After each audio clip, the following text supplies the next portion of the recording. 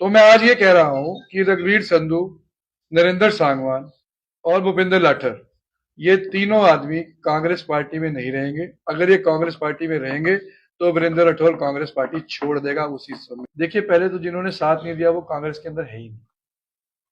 वो तो अभी साल एक पहले आए हैं, वो इनेलो कल्चर के लोग हैं, और वो कांग्रेस के अंदर है भी नहीं, और वो आगे रहेंगे भी नहीं कांग्रेस में। ये भी आपके माध्यम से बताना चाहता हूँ। मैं आज ये बताना चाहता हूँ, मैं चिट्ठी लिख रहा हूँ, अगर पार्टी ने उनको कांग्रेस से निकाला नहीं निकाला तो वीरेंद्र राठौर कांग्रेस छोड़ देगा। इन लोगों को कांग्रेस पार्टी में रहने नहीं दिया जाएगा किसी भी कीमत पे, चाहे वो नरेंद्र सांगवान हो, चाहे वो भूपी लाठर हो।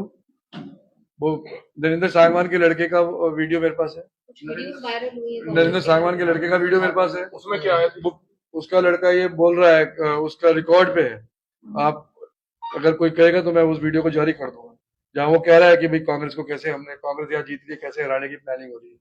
भूपी लाठर, और आपने देखा है कि भाई रघुवीर संधू तो लगातार पैसे बांटते हुए दिखा गया है वीडियो। सभी मेरे कांग्रेस पार्टी के साथियों को, हमारे पूरी विधानसभा क्षेत्र के हमारे एक एक कार्यकर्ता का, और अन्य राज्यों से भी आए हुए मेरे साथियों का मैं तहे दिल से धन्यवाद करता हूं। उन्होंने जी जान लगा करके जो है इस चुनाव को लड़ने का काम किया, और 83,000 वोट, लगभग 48% वोट जो है वो हमें मिला नरोन्ना विधानसभा से। ये सब मेरे साथियों की मेहनत का नतीजा है। उन्होंने हर बूथ के ऊपर जबरदस्त लड़ाई लड़ी। पिछली बार इसी विधानसभा चुनाव में 2019 में हमें लगभग 49,000 वोट मिली थी। इस बार कांग्रेस पार्टी को 83,000 वोट जो है वो मिली है, और मुझे लगता है कि हरियाणा में गिनी चुनी सीटें ऐसी हैं जहां पर 5 या 7 सीटें हैं जहां पर 80,000 से ज्यादा वोट हम कोई भी पार्टी क्रॉस करी है और विधायक चुने गए। ये दुर्भाग्य है कि यहाँ पे हम 83,000 वोट लेने के बावजूद हम थोड़ी सी वोट के मार्जिन से इस चुनाव को निकाल नहीं पाए।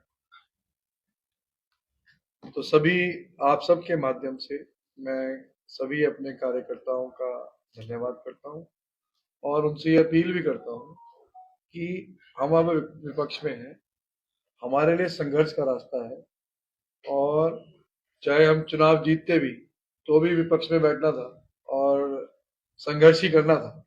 तो अब सिर्फ फर्क इतना ही है कि भाई अब हम विधानसभा के कमरे में नहीं बैठे, परंतु हम भाजपा की नीतियों के खिलाफ लगातार जो है वो मजबूती से संघर्ष करेंगे।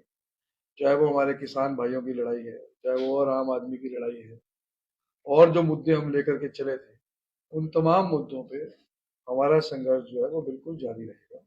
जनहित में हम लोग अपनी आवाज को बुलंद करते रहेंगे। दूसरा, मैं ये बताना चाहता हूँ, ये सभी मेरे साथियों को भी जानकारी होनी चाहिए, सभी प्रदेशवासियों को भी जानकारी होनी चाहिए कि काउंटिंग के दौरान क्या क्या घटनाएं घटी, ताकि प्रदेश के एक एक कोने तक इस बात को पहुंचाना जरूरी है। हमें अपेक्षा थी कि काउंटिंग का प्रोसेस बड़ा फेयर होगा।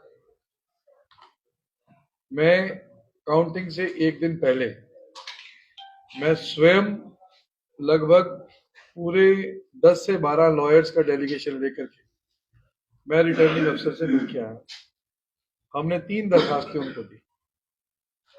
पहली दरखास्त कि हमारे मोबाइल फोन को, कैंडिडेट के मोबाइल फोन को अलाउ किया जाए, जो कि रूल ये कहते हैं, इलेक्शन रूल्स, कि रिटर्निंग अफसर का मोबाइल फोन भी और कैंडिडेट का मोबाइल फोन भी काउंटिंग हॉल के बाहर उन्हें एक कम्युनिकेशन रूम सेट करना पड़ता है, और वहां पे वो मोबाइल रखना अलाउड होता है, ताकि कैंडिडेट और रिटर्निंग अफसर का कम्युनिकेशन चैनल किसी बात को अगर उठाना है तो वो बना रहे। ये इलेक्शन रूल्स कहते हैं। मैंने वो कॉपी इलेक्शन रूल्स की संलग्न की। उसके बावजूद उन्होंने मुझे इस बात का एश्योर किया कि हम कम्युनिकेशन रूम को बनाएंगे और आपके मोबाइल को वहां रखने देंगे। परंतु अगले दिन जैसे गिनती शुरू हुई, हमारे मोबाइल को गेट के ऊपर ही जब्त कर लिया गया और वहां पे रखवा दिया गया, जबकि रिटर्निंग अफसर मोबाइल फोन लेकर के ही वहां रूम के अंदर बैठे रहे, अपने मोबाइल का इस्तेमाल करते रहे, जो कि बिल्कुल गैर कानूनी है, इलेक्शन रूल्स के खिलाफ है। जब मैंने पता किया कि ये ऐसे क्यों लेकर के आए, तो बताया गया कि डिप्टी कमिश्नर करनाल ने ऑर्डर कर दिया। डिप्टी कमिश्नर करनाल कोई अथॉरिटी नहीं है कि वो मोबाइल फोन को 6 से 7 फोन अलाउ करेगा डीसी के द्वारा। उसके पास कोई अथॉरिटी नहीं है कि उन मोबाइल फोन्स को वो अलाउ करे काउंटिंग हॉल के अंदर। ये इलेक्शन कमीशन ऑफ इंडिया के तहत काउंटिंग होती है, वो ही सुप्रीम होते हैं। दूसरा, हमने दरखास्त दी थी कि जब तक एक राउंड का रिजल्ट पूरा कंपाइल होकर डिस्प्ले ना हो जाए, तो सेकंड राउंड की मशीन स्ट्रांग रूम से ना निकाली जाए। वो एप्लीकेशन भी आरओ के पास रिसीव्ड है, और उसके बावजूद उन्होंने 3-3, 4-4 राउंड की मशीनें एक साथ निकाल करके काउंटिंग हॉल के अंदर रखना शुरू किया, और सबको, कैंडिडेट को फर्स्ट राउंड की गिनती के अंदर उलझा करके उन मशीनों को वहीं रखना शुरू, ला के स्ट्रांग रूम से रखना शुरू कर दिया। गिनती के दौरान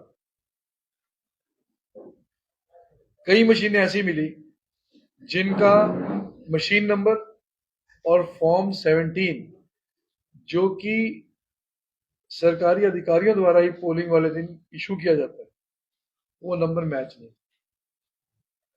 जो कि किसी भी कीमत पे हो नहीं सकता था ऐसा। हमने तुरंत एप्लीकेशन रिटर्निंग अफसरों को दी कि इन बूथों की गिनती को रोका जाए, जिसमें से नलवी कलां गांव का भी बूथ नंबर 10 भी मेरे को याद है, वो था उसके अंदर। हमारे से एप्लीकेशन लेने के बाद उन्होंने हमारी एप्लीकेशन को एक तरह से अपील को रिजेक्ट करते हुए ये कहा कि भाई हम गिनती को से आगे बढ़ेंगे, और ह्यूमन एरर कह करके उसको, लगभग 16 से ज्यादा मशीनें ऐसी थी जिनके अंदर 99% बैटरी थी।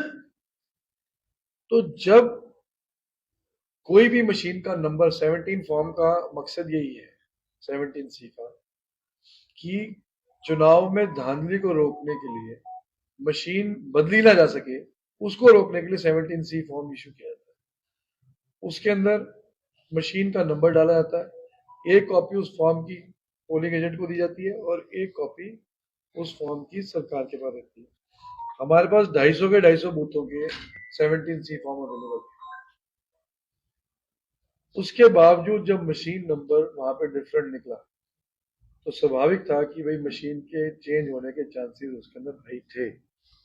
मैं ये नहीं कह रहा हूं कि भाई कर दी होगी, मैं ये कह रहा हूं कि जिस पर्पस के लिए 17C बनाया जाता है, वो पर्पस वहां पे डिफीट हो रहा था। और चेन ऑफ सर्कमस्टांसेस ऐसे थे कि जैसे कि 10 से 12 मशीनें जो 99% बैटरी थी, आप कैसे, जो 5 बजे मॉक पोल 6 बजे स्टार्ट हो गया और शाम के 6 बजे तक जिस मशीन के अंदर लगातार वोट डली है, उस मशीन की बैटरी 99% कैसे रह सकती है, ये एक अननेचुरल सर्कमस्टांस है। हालांकि कांग्रेस पार्टी ने इलेक्शन कमीशन ऑफ इंडिया को भी इस बात पे लिखा है। अब 99% बैटरी का मतलब क्या है? 99% बैटरी कब चाहिए होती है, क्यों चाहिए होती है? ऐसा कहा जाता है कि जब किसी रेडियो फ्रीक्वेंसी से डाटे को आपने चेंज करना है, उसके लिए इंटरनेट की रिक्वायरमेंट नहीं होती। रेडियो फ्रीक्वेंसी से डाटे को मैनेज करने के लिए आपको बैटरी बैकअप पूरा चाहिए, और वो इसीलिए 99% बैटरी के अंदर रेडियो फ्रीक्वेंसी से चांसेस हो सकते हैं कि आप मशीन को मैनेज कर सकें। इसीलिए हमेशा ये कहा जाता है कि बैलेट में और इस मशीन के अंदर अंतर ये है कि बैलेट मोर लगती है। बैलेट में अगर गलत काउंटिंग भी हो तो रिकाउंटिंग के दौरान वो सही चीज सामने आ सकती है। मशीन के डाटे को अगर आपने मैनेज कर लिया, तो डाटा तो आप रिकाउंटिंग करोगे तो वही डाटे को डिस्प्ले करेगा। इसलिए बैलेट का हमेशा से चुनाव होना बेटर रहता है ईवीएम से। मैं ये कतई नहीं कह रहा हूं, एलिगेशन लगा रहा हूं कि भाई मेरा डाटा मैनेज हो गया, पर सरकमस्टांसेस 100% इस तरफ पॉइंट कर रहे हैं कि जहां पर फेयरनेस ऑफ काउंटिंग जो है उस पर बहुत बड़ा क्वेश्चन मार्क है, बहुत बड़ा क्वेश्चन मार्क है। और मैं तो यही चाहूंगा कि देश में जो है और बेटर रूल्स तैयार किए जाने चाहिए जिससे फेयर इलेक्शन कराने में और मदद मिल सके ताकि डेमोक्रेसी को और मजबूत किया जा सके। बाकी आप सब साथियों ने सहयोग किया, पूरे चुनाव में आप सब साथियों का सहयोग रहा, मीडिया के साथियों का बहुत सहयोग रहा। जितना पसीना कैंडिडेट्स ने बहाया उतना पसीना मीडिया के सभी साथियों ने बहाया। मैं आपका भी धन्यवाद करता कल भूपेंद्र सिंह हुड्डा और उदयभान और तमाम नेताओं ने दिल्ली कांग्रेस मुख्यालय पर प्रेस कॉन्फ्रेंस की है और उन्होंने इस हार का ठिकरा कहीं ना कहीं ईवीएम पर फोड़ा है। उन्होंने जांच की मांग की है, चुनाव आयोग को एप्लीकेशन लिखी है। क्या लगता है आपको कि ईवीएम में ही कुछ रहा देखो, होगा? ये हार के ठीकरे की बात नहीं, ये एक अननेचुरल सर्कमस्टांस की बात है। क्या ये नेचुरल है कि आप ही बताएं कि एक ईवीएम जो पूरा दिन यूज हो रही है वो 99% बैटरी में कैसी? या तो वो यूज नहीं हुई या वो यूज हुई तो वो बैटरी उसकी यूज नहीं क्यों नहीं हुई? तो ऐसी तो 15-16 मशीनें हमारे उसके अंदर भी थी। हमारे में कम से कम 15-16 मशीनें थी जो 99% और उन 99% मशीन के अंदर ही कांग्रेस हार रही है। तो अगर आप सीक्वेंस ऑफ इवेंट्स को देखेंगे और जोड़ के देखेंगे तो कहीं ना कहीं एक बड़ा क्वेश्चन मार्क जरूर है फेयरनेस के ऊपर। हालांकि अब इसका एविडेंस को लाना बहुत एक आसान काम नहीं है और लीगली भी मैं समझता हूं कि भाई एक टफ टास्क है, बट अल्टीमेटली इन सब चीजों का सीक्वेंशियल अगर आप आउटकम देखें तो कहीं ना कहीं अननेचुरलनेस जो है वो दिखती है। जो और लोग भी टिकट मांग रहे थे, आपको लगता है कि उन्होंने आपका साथ दिया जिनको टिकट नहीं मिल पाया गरौंडा से? देखिए, तकरीबन सब साथियों ने साथ दिया। एक दो साथी जो थे उनका तो पता ही था। क्या उनकी वजह से नुकसान हुआ? नुकसान तो छोटा मोटा होता ही है चुनाव में। 4000 वोट है, अगर किसी ने 1000-1500 का नुकसान कर दिया, इतना नुकसान तो करने लायक हर कार्यकर्ता होता है। हर कार्यकर्ता जो आपका है वो इतना नुकसान कर सकता है। अब किसी के कोई करना चाह रहा है तो सीसीटीवी कैमरे लगे होते हैं स्ट्रांग रूम में, क्या वो फुटेज वगैरह चेक करवाई आप लोगों ने? देखिए, मैं रेडियो फ्रिक्वेंसी की बात कर रहा हूँ। मशीन के डाटे को रेडियो फ्रिक्वेंसी से मैनेज करना इम्पॉसिबल नहीं है। बैटरी कैसे मैनेज हो जाएगी? वो हो सकता है बैटरी को कैसे उन्होंने चेक किया है या मशीन को चेंज किया है या क्या किया है। एक जो चेंज किया होगा तो एक जो 14 सीटों वाला मैसेज वायरल, पर बैटरी 99% है, ये तो फैक्ट है। एक जो 14 सीटों वाला मैसेज, अब मैं आपको बताना चाहता हूँ कि बैटरी 99% कैसे पता लगती है। जैसे आप मशीन को ऑन करते हो, पहले वो सबसे पहले डिस्प्ले करती है कि उसमें कितने % बैटरी है। वो लिखा आता है उसमें मशीन के ऊपर। तो वो अगर मशीन में 60% बैटरी है तो वो डिपिक्ट करेगी मेरे में 60% है। 99% है तो वो डिपिक्ट करेगी। तो उनकी मशीन 99% डिपिक्ट कर रही है। तो ये जवाब तो इलेक्शन कमिशन को देना है। ऐसा तो नहीं होता कि बैटरी बिल्कुल डाउन होगी और उसको चार्ज लगा कर दिया? नहीं, ऐसा नहीं कर सकते। हो ही नहीं सकता। वो तो मशीन को 6 बजे जब काउंटिंग पोलिंग बंद होगी। कई स्ट्रांग रूम से आया था कि 30-35 मिनट कैमरे बंद रहे हैं, क्या करनाल में ऐसा रहा?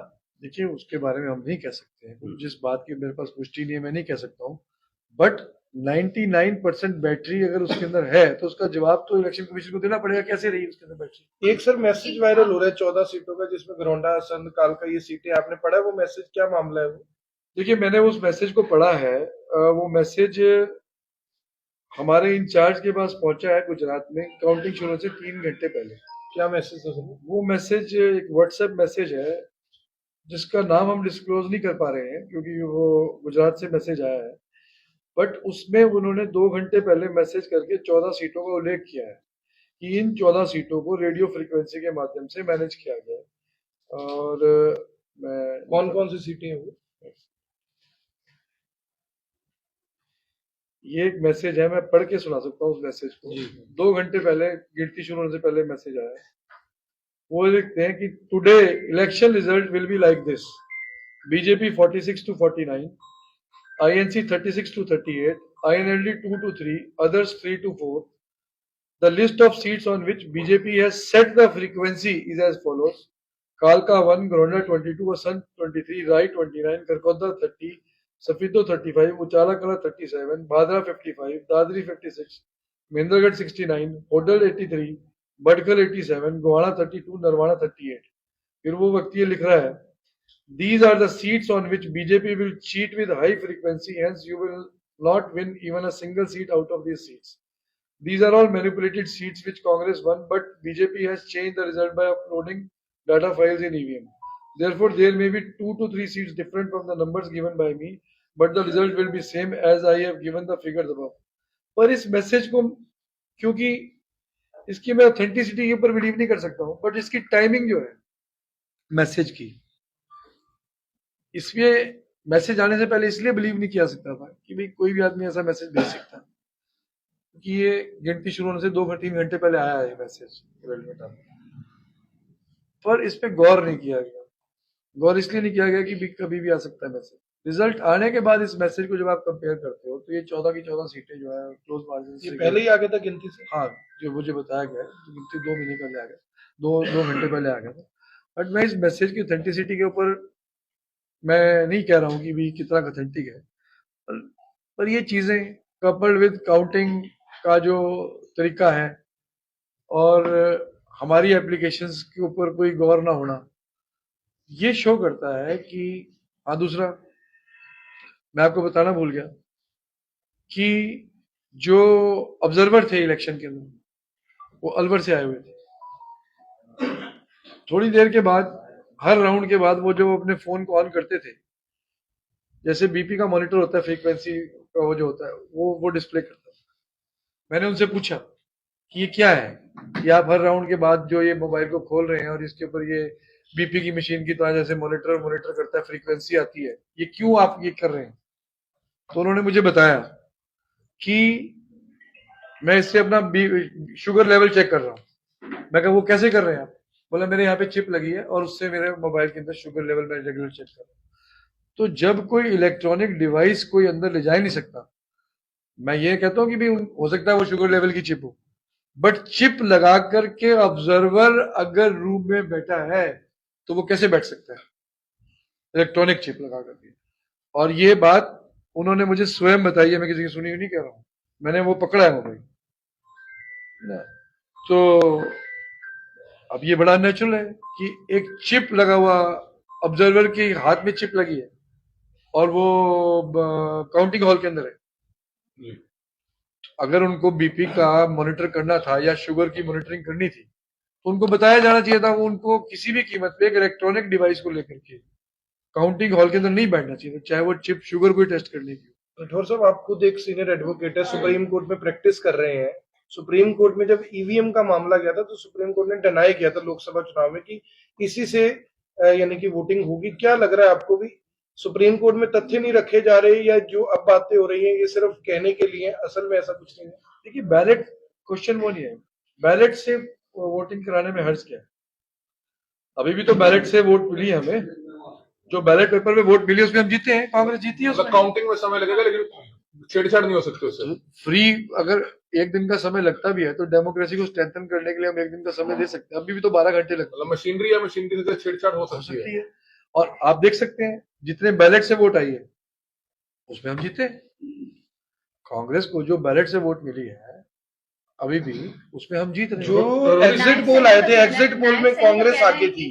इलेक्शन के बाद ये लोग कहेंगे कांग्रेस वाले की नायब सैनी जी ने तो पहले दिन ही कह दिया था, 2-3 दिन पहले, कि मैंने सब कुछ सेट कर दिया।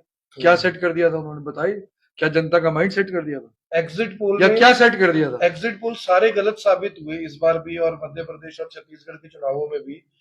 विश्वसनीयता तो एग्जिट पोल की भी घटी है।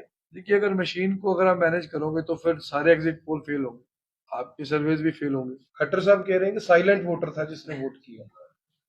साइलेंट वोटर तो हो ही नहीं सकता। 1,70,000 वोट यहाँ हमारे यहाँ पोल हुई है, 48% मुझे मिली है, 49% उनको मिली है, यानी हर दूसरे एक वोटर ने कांग्रेस को दिया, एक वोटर ने बीजेपी को दिया। तो साइलेंस कहाँ रह गया? वोटर तो बोल रहा था। राठौर जी, 35 साल का सूखा गरोंडा में दोबारा 5 साल का सूखा हो गया। गरोंडा के तमाम कांग्रेसी नेताओं को कोई संदेश देना चाहेंगे जिनमें से कईयों ने साथ नहीं दिया? देखिए, पहले तो जिन्होंने साथ नहीं दिया वो कांग्रेस के अंदर है ही नहीं।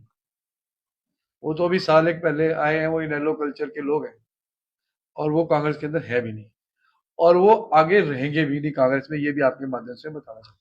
मैं आज ये बताना चाहता हूँ, मैं चिट्ठी लिख रहा हूँ, अगर पार्टी ने उनको कांग्रेस से नहीं निकाला तो वीरेंद्र राठौर कांग्रेस छोड़ देगा।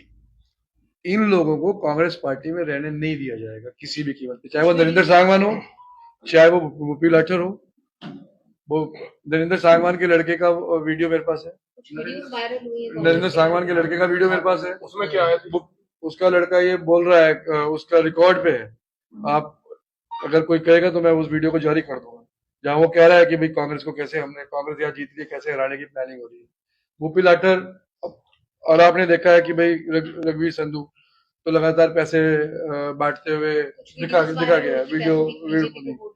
तो मैं आज ये कह रहा हूं कि रघुवीर संधू, नरेंद्र सांगवान और भूपेंद्र लाठर, ये तीनों आदमी कांग्रेस पार्टी में नहीं रहेंगे। अगर ये कांग्रेस पार्टी में रहेंगे तो वीरेंद्र राठौर कांग्रेस पार्टी छोड़ देगा उसी समय। तो मीनो क्या आपको लग रहा है कि बीजेपी का साथ दिया उन्होंने या आपकी खिलाफत की है? नहीं, नहीं, उन्होंने तो बीजेपी के पैसे बांटे, सबने बांटे, पूछे बैठे सब लोग खड़े हैं, ऑफिस में बैठे, सारे सारे सब लोग इसे पूछ सकते हो आप। ये तो आज मैं आपके माध्यम से ऐलान कर रहा हूं कि इन तीनों को कांग्रेस पार्टी में कोई जगह नहीं मिलेगी।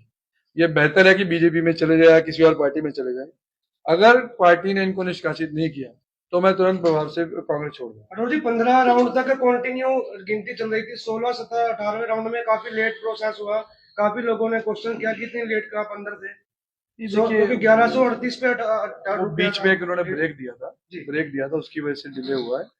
पर सारी मशीनों को अंदर ले आया गया था, तीनों राउंड एक साथ स्ट्रॉन्ग रूम से निकाल करके, और जो ये प्रॉब्लम्स आ रही थी 99% मशीनों वाली, उनके ऊपर वो हमारे ऑब्जेक्शंस को ओवररूल करते थे लगातार। सर सोशल मीडिया पे जैसे भी कमेंट आ रहे हैं, लोग कह रहे हैं कि अभी आप हरियाणा में सवाल उठा रहे हो लेकिन कश्मीर में तो एनसी कांग्रेस की सरकार बन रही है वहां पे। देखिए, आप जिस स्टेट में मैनेज करोगे वही होगा ना, जहां मैनेज नहीं करोगे वहां सरकार बन जाएगी। आपको लग रहा है कश्मीर में तो मैनेज देखो, इसके अंदर एक हैवी, अगर आप रेडियो फ्रीक्वेंसी से मैनेज करोगे तो कंपनी हैवी चार्जेस करती है।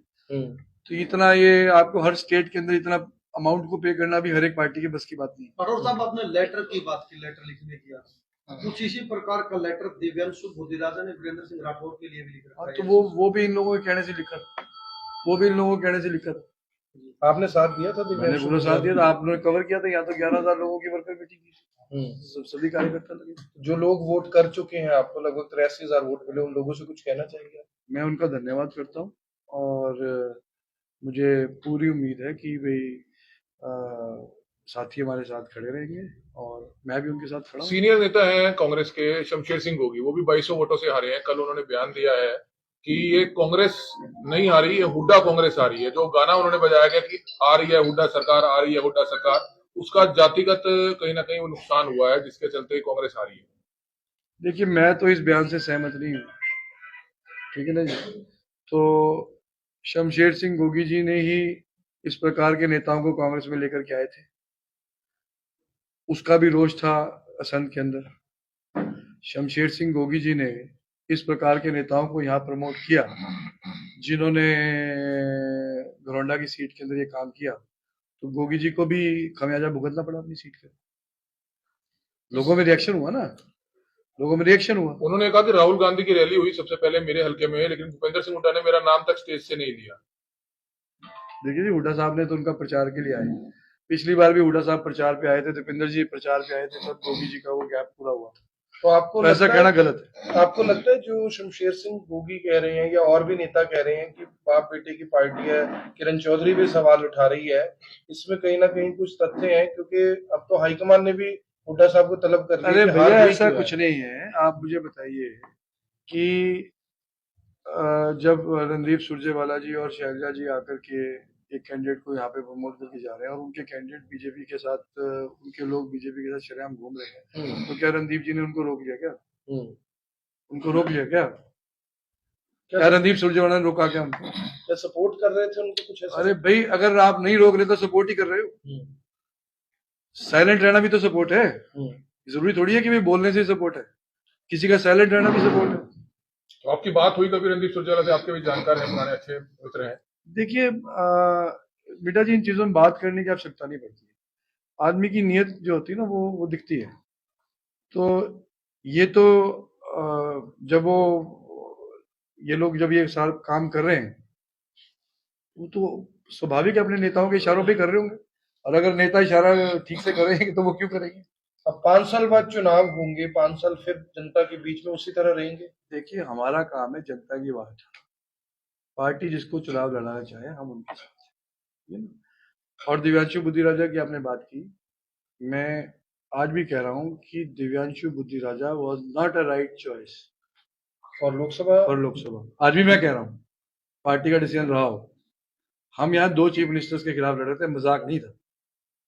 हमें 2 मुख्यमंत्रियों के खिलाफ लड़ना था, ये मजाक नहीं था। और करनाल के अंदर मजाक में कभी बनने भी नहीं दूंगा। तो 2 मुख्यमंत्रियों के खिलाफ लड़ना है तो तैयारी से लड़ना है। ऐसे कैंडिडेट को लड़ाने का कोई मतलब नहीं है जिसके पास एक कार्यकर्ता ना हो। सैलजा जी ने इस पे भी आवाज उठाई थी कि कुछ हाँ, टिकट उठाई। वितरण जो है वो गलत हो। वो जो कुछ भी रहा हो, ठीक है ना। तो मैंने वहां पे ये डिसाइड किया था कि मैंने पूरे वर्कर्स को बुला करके वहां मीटिंग की। ये जो षड्यंत्रकारी लोग हैं, यही इस प्रकार की अफवाहें फैलाते हैं। करनाल जो करनाल में एक भी सीट लोकसभा में नो विधानसभा में एक भी सीट कांग्रेस नहीं जीत पाई। इसका क्या लगता है आपको? कि देखिए, रिजल्ट्स को मैंने अब मिर्जा साहब बगैर प्रूफ के तो कोई बात कहना ठीक नहीं है, बट काउंटिंग के प्रोसेस में अननेचुरलनेस काफी ज्यादा डिपिक्ट होती है। तो सर इसके लिए फिर क्या कांग्रेस आने वाले टाइम में देखिए, इसके लिए लीगली तो आप कुछ नहीं कर सकते, नहीं मूवमेंट अनटिल अनलेस देश के अंदर एक बड़ा मूवमेंट खड़ा हो कि इलेक्टोरल प्रोसेस हमारे देश के अंदर ऐसा बने जिससे देश के लोगों की विश्वसनीयता बने। और किसी के ऊपर, और मुझे लगता है कि भाई बीजेपी के लोगों को भी क्या इतराज होना जाना चाहिए कि जब विश्वसनीय एक सिस्टम की तरफ देश चाहता है तो बीजेपी को भी इसके ऊपर राठौर साहब, ईरान के अंदर पेजर अटैक हुए, अभी आपने देखा होगा, और बताया ही जा रहा है वो पेजर 4-4 साल पहले ईरान ने खरीदे थे। तो लग रहा है आपको कि वाकई टेक्नोलॉजी इस स्तर की है कि इतनी दूर बैठकर भी चीजें मैनेज हो सकती है? देखिए, आप जर्मनी के अंदर आप जाइए, जर्मनी में जितने सोलर पावर प्लांट्स हैं वो रेडियो फ्रीक्वेंसी से ही शट डाउन हो जाते हैं, उसके लिए इंटरनेट की भी जरूरत नहीं है। तो इतना तो अब टेक्नोलॉजी चली गई कि भाई आपको इंटरनेट की भी आवश्यकता नहीं है, बैटरी बैकअप से ही आप रेडियो फ्रीक्वेंसी के माध्यम से डाटा को शट ऑन शट ऑफ कर सकते हो। एक सवाल, आपको लगता है कि कांग्रेस को अब संगठन बनाना चाहिए जो नहीं बना पाए सालों से? बनना चाहिए। और नेता प्रतिपक्ष इसके लिए कांग्रेस भी के लिखेंगे, कार्यकर्ता चिट्ठी लिखेंगे, भी संगठन बनना चाहिए। एक्चुअली वो तो इंचार्ज का काम है, वो होना चाहिए। सर, कांग्रेस बिना संगठन के 39% वोट ले गई, बीजेपी सब कुछ इस्तेमाल करके 39 पॉइंट लगभग 90% वोट लिए। लगता है अगर संगठन होता तो नतीजे कुछ और होते? देखो, संगठन का असर तो पड़ता ही है, पर कोई जवाबदेही भी तय होती है उसमें। जवाबदेही भी तय होती है, पर इसका मतलब ये नहीं कांग्रेस कहीं कमजोर थी। कांग्रेस का संगठन आप देख सकते हैं, बीजेपी से ज्यादा मजबूत हमारा संगठन है। कोई ऐसा गांव, कोई ऐसा बूथ नहीं है जहां हमारे पास मजबूत साथी ना हो। सैकड़ों की तादाद में हमारे साथी हैं, और आप देखेंगे कैंडिडेट के अपने गांव में से हजारों वोट हमें मिली है, तो वो संगठन के दम पे मिली है। कुटेल गांव से हमें 2000 वोट आई है, जबकि कांग्रेस को कभी वहां से 500 वोट से ज्यादा नहीं मिलती थी, 600 वोट से ज्यादा नहीं मिलती। तो वो, और कैंडिडेट का खुद का गांव जहाँ बीजेपी का पूरा संगठन लगा है। इसका मतलब कांग्रेस के साथियों में और संगठन के अंदर कोई कमी नहीं है। और 83,000 वोट अगर आई है तो वो हरियाणा के अंदर टॉप 5 या 7 लीडरों की वोट है, चाहे चुनाव जो जीते हुए, तो वो कम वोट तो नहीं आई। अल्टीमेटली राठौर जी क्या मानते हैं कि ईवीएम में गड़बड़ी हुई? देखो, मैं ये कह रहा हूँ गड़बड़ी नहीं हुई, मैं कह रहा हूँ कि ये अननेचुरलनेस जो है ना वो प्रिडिक्ट होती है, जिसके ऊपर कई सवाल खड़े होते हैं। वो अनटिल कोई प्रूफ हो तब तक तो आप नहीं कह सकते। पर हाँ, एक चीज सामने दिख रही है, मशीन का नंबर मिसमैच है। क्या कारण है, क्यों वो मैच नहीं हुआ? 17C का ऑब्जेक्टिव क्या है? 17C का ऑब्जेक्टिव यह है कि इस नंबर की मशीन अगर इस टेबल पे रखी गई है तो 17C फॉर्म में उस मशीन नंबर को लिखा जाता है, पोल रिपोर्ट से साइन करता है। ये इसलिए रखा गया कि मशीन वही है। अब मशीन नंबर नहीं मिल रहा, इसका मतलब क्या है? अब आरओ ने कह दिया कि ह्यूमन एरर। ह्यूमन एरर कह करके आप अगर हर एक ऑब्जेक्टिव को ही फ्रस्ट्रेट कर दोगे तो 17C को देने की भी जरूरत नहीं। हरियाणा में जाट नॉन जाट फैक्टर भी रहा है जो मैं इन सब फैक्टरों को नहीं मानता भाई। मेरे को सब बिरादरियों की वोट आई, सारे भाइयों ने मुझे वोट की, 36 बिरादरी ने मुझे वोट की है। 1,70,000 का पोल हुआ है। तो हर एक आदमी ने, दूसरे आदमी ने मुझे वोट किया। नेता प्रतिपक्ष कौन होगा? ये तो पार्टी हाईकमान विदा जी तय करेगी। अरविंदर कल्याण है, घरोंडा से विधायक चुने गए हैं, 3 बार विधायक चुने गए, लगातार उनको शुभकामनाएं देना चाहिए। उनको शुभकामनाएं। वीरेंद्र राठौर घराना से और लाइव तस्वीरें देख